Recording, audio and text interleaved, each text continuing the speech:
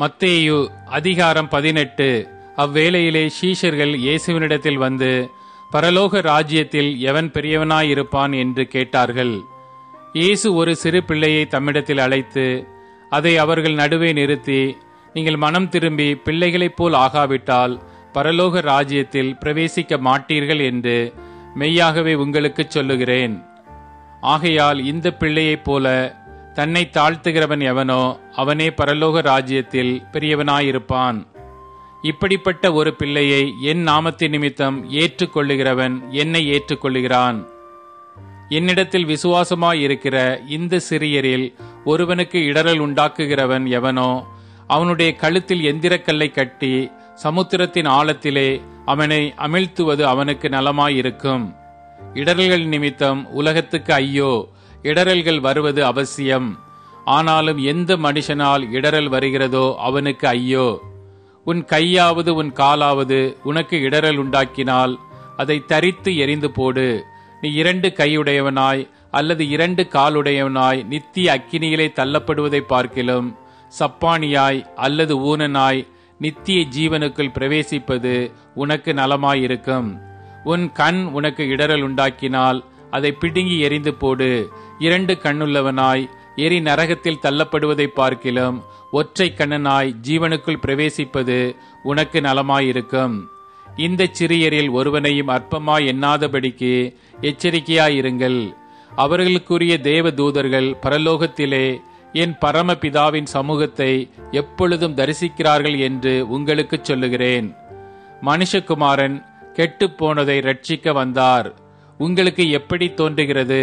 ஒரு மனுஷனுக்கு 100 ஆடுகள் இருக்க அவைகளில் ஒன்று சிதறிப்போனால் அவன் மற்ற 99 ஆடுகளையும் மலைகளில் விட்டு போய் சிதறிப்போனதை தேடாமல் இருப்பானோ?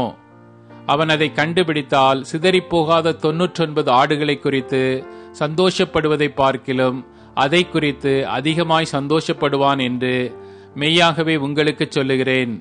இவ்விதமாக இந்த சிறியரில் ஒருவனாகிலும் கெட்டுப்போவது பரலோகத்தில் இருக்கிற உங்கள் பிதாவின் சித்தமல்ல.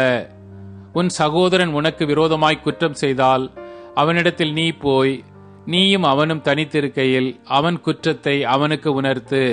அவன் உனக்கு செவி கொடுத்தால் உன் சகோதரனை ஆதாயப்படுத்திக் கொண்டாய். அவன் செவி கொடாமற் போனால் 2-3 சாட்சிகளுடைய வாக்கினாலே சங்கதிகள் எல்லாம் நிலைவரப்படும்படி 2 உன்னுடனே கூட்டிக் கொண்டு போ. அவர்களுக்கும் அவன் செவி கொடாமற் போனால் அதை சபைக்கு தெரியப்படுத்து. சபைக்கும் செவி கொடாதிருப்பானானால் அவன் உனக்கு அஞ்ஞானியைப் போலவும் ஆயக்காரனைப் போலவும் இருப்பானாக. பூலோகத்திலே நீங்கள் எவைகளை கட்டுவீர்களோ அவைகள் பரலோகத்திலும் கட்டப்பட்டு இருக்கும். பூலோகத்திலே நீங்கள் எவைகளை கட்டவிழ்ப்பீர்களோ அவைகள் பரலோகத்திலும் கட்டவிழ்க்கப்படும் என்று மெய்யாகவே உங்களுக்கு சொல்லுகிறேன். அல்லாமலும் உங்களில் 2 பேர் தாங்கள் வேண்டிக் கொள்ளப் போகிற எந்த காரியத்தை குறித்தாகிலும் பூமியிலே ஒருமனப்பட்டிருந்தால் பரலோகத்திலிருக்கிற என் பிதாவினால் அது அவர்களுக்கு உண்டாகும் என்று உங்களுக்கு சொல்லுகிறேன். ஏனெனில் 2 பேராவது 3 பேராவது என் நாமத்தினாலே எங்கே கூடியிருக்கிறார்களோ அங்கே அவர்கள் நடுவிலே இருக்கிறேன் என்றார். அப்பொழுது பேதுரு அவரிடத்தில் வந்து, ஆண்டவரே, என் சகோதரன் எனக்கு விரோதமாய் குற்றம் செய்து வந்தால் நான் எத்தனை தரம் மன்னிக்க வேண்டும்?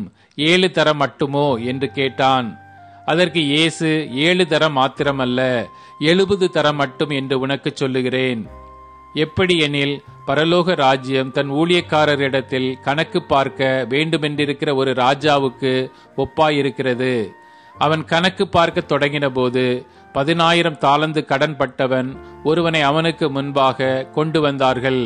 கடனை தீர்க்க அவனுக்கு நிர்வாகம் இல்லாதபடியால் அவனுடைய ஆண்டவன் அவனையும் அவன் பெண்ஜாதி பிள்ளைகளையும் அவனுக்கு உண்டான எல்லாவற்றையும் விட்டு கடனை தீர்க்கும்படி கட்டளையிட்டான்.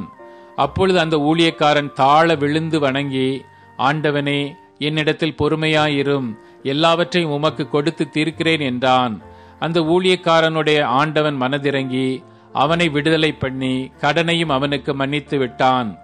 அப்படி இருக்க அந்த ஊழியக்காரன் புறப்பட்டு போகையில் தன்னிடத்தில் 100 வெள்ளிப்பணம் கடன் பட்டிருந்தவனாகிய தன் உடன் வேலைக்காரரில் ஒருவனை கண்டு அவனை பிடித்து தொண்டையை நெரித்து, நீ பட்ட கடனை எனக்கு கொடுத்து தீர்க்க வேண்டும் என்றான்.